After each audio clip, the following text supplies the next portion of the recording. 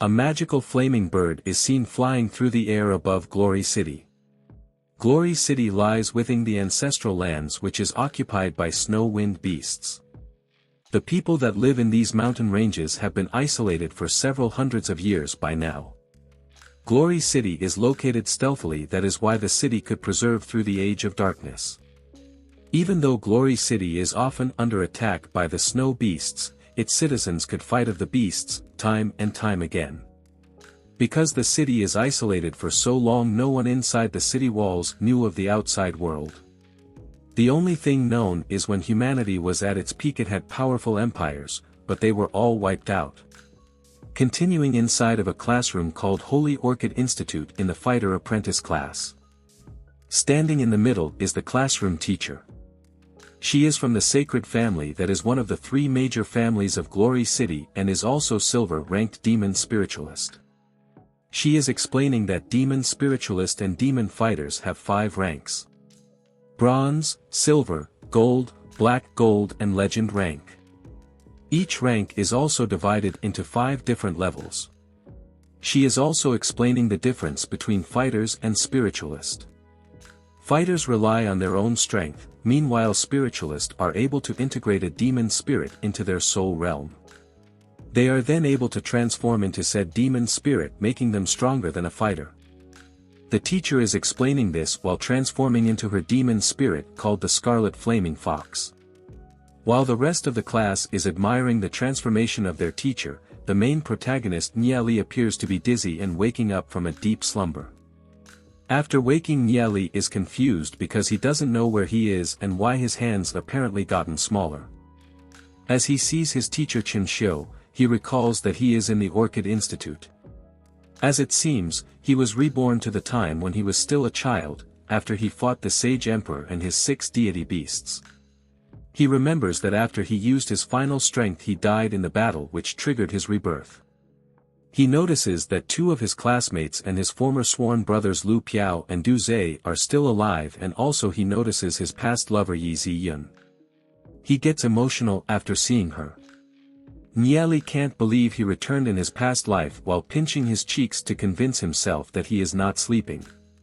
After getting clear-headed, Niali notices that his temporal demon spirit book is responsible for his resurrection inside his 13-year-old body. But after looking all over his body it seems to be not with him anymore. Niali recalls that in his previous life Glory City was attacked so heavily by the snow-wind demon beasts that it caused the complete destruction of Glory City. The guardian of Glory City Emo died in battle trying to defend his city. Only a few thousand citizens survived, but they needed to flee together to the east of the Saint Ancestral Mountains to the endless desert. During the harsh escape the attacks of several demon beasts continued and people died one after another. Under these hard conditions Ni Lai and Yi Ziyun got closer to each other and became lovers. While continuing their journey together they both regained a bit of happiness after the destruction of Glory City. But the happiness was only short-lived. While they both walked carelessly through the desert a demon beast approached them quietly but quick. As they noticed the demon beast Yi Ziyun jumped to the demon beast trying to protect Ni Lai. Because she protected Ni Lai was unharmed. But Yi Ziyun was impaled by the horn of the demon beast and died shortly after. Niali went on with his dangerous journey and met several different humans that also survived, had many mysterious encounters and grew stronger. He mourned the loss of his family, his brother and his lover Yi Ziyun. When he died, he only wished to return to those peaceful days and have a second chance at life. With a smile Niali proclaims, now that the heavens gave him another chance, he wouldn't let Glory City be destroyed again.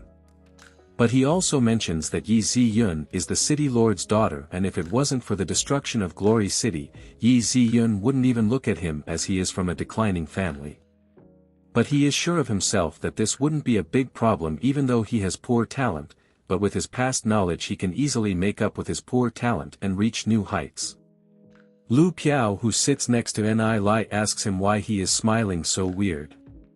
Niali then swings his arm around Lu Piao and says it is just because he is so happy to see Lu Piao again. Lu Piao is shocked and says he is a Gaylord and asks Ni Lai to let him free.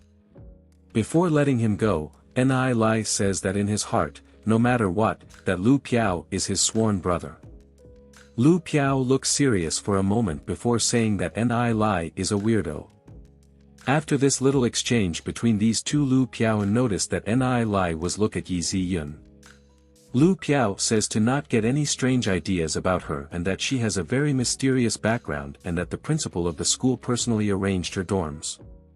But Ni Lai doesn't seem to care as he says that Yi Ziyun is his woman as he is looking at her. Ni Lai thinks for himself that he will protect her and that they will grow up together.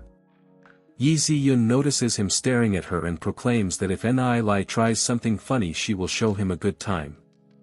As Ni Lai looks at Yi Ziyun, he notices a guy sitting next to her. Upon seeing him he frowns. The guy who he was looking at, notices and also stares at Nieli annoyingly. Nieli remembers that he is called Qin Yu and that he is also from the Sacred Family, one of the three major families in Glory City. The teacher, Chen Xiu, is his aunt. From his previous life, Nieli knows that Qin Yu never stopped pursuing Yi Ziyun.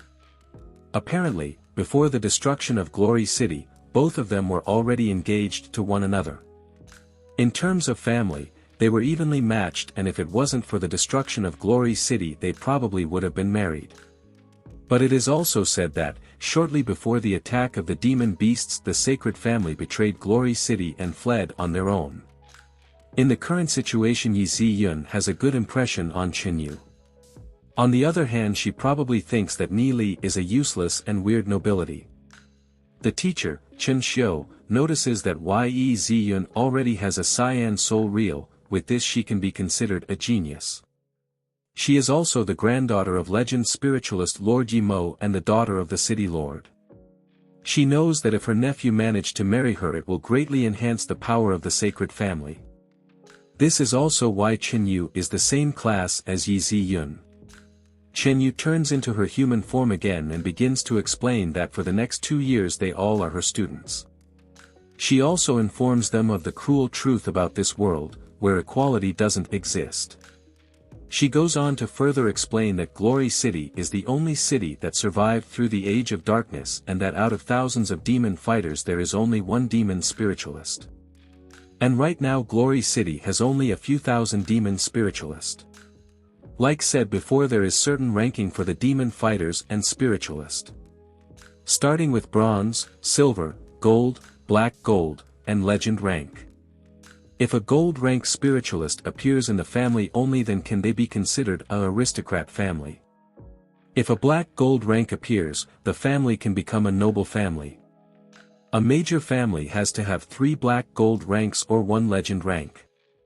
The teacher remarks that each student comes from a different family background and that they may starting the same but that their status isn't the same. She is also saying that a commoner may never become a noble and that even among the nobility there are certain limitations. Nieli has a dissatisfied look after the teacher said all that.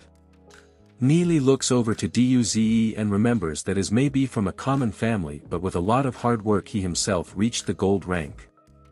Also during the destruction of Glory City, commoners like Duze were fighting for Glory City till their death. The first one to abandon the city were the Sacred Family, Nieli thinks for himself. Suddenly Nieli raises his hand wanting to ask the teacher Qin Yu some questions. Qin Yu asks him reluctantly what the question is. Nieli then asks if she has evidence that Glory City is the only city that survived through the Dark Age. He carries on to ask if she has ever been out of the ancestral mountains before and had visited the endless desert, the toxic forest, the blood moon marsh, the spirit gulf, the heavenly luster mountain or the northern snow. The teacher is confused and doesn't know of these places, because she was born in Glory City and never gone outside. Nieli then humiliates her by saying that if she never visited these places, how can she know that in Glory City are the last surviving humans? The class is surprised by Nieli and the teacher is starting to get pissed. The teacher asks Nieli back if he has evidence supporting his thesis. Nieli then goes on telling a story. There was once a frog in the depth of the well. Since his birth, he has always been in the well, therefore, since the start he could only see a part of the sky, so he claimed that the sky is only as big as the hole of the well. But is the sky only the size of the hole? Implying that the teacher is the same as the frog. The class starts laughing as the teacher gets angrier. Even Yi Ziyun starts to think that Ni Li is interesting, while looking at him. Ni Li uses the situation and winks over to Yi Ziyun. She is embarrassed and turns away quick. Meanwhile Lu Piao is impressed by Ni Li. Ni Li, wanting to ask another question, asks the teacher for permission to ask one other question. The teacher annoyingly agrees. Then Ni Li asks if she knows that Lord Yi Mo, the only legend rank, started off as a commoner as well. This concludes the first 2 chapters of Tales of Demons and Gods. If you want to see part 2, please like and subscribe. Until next time.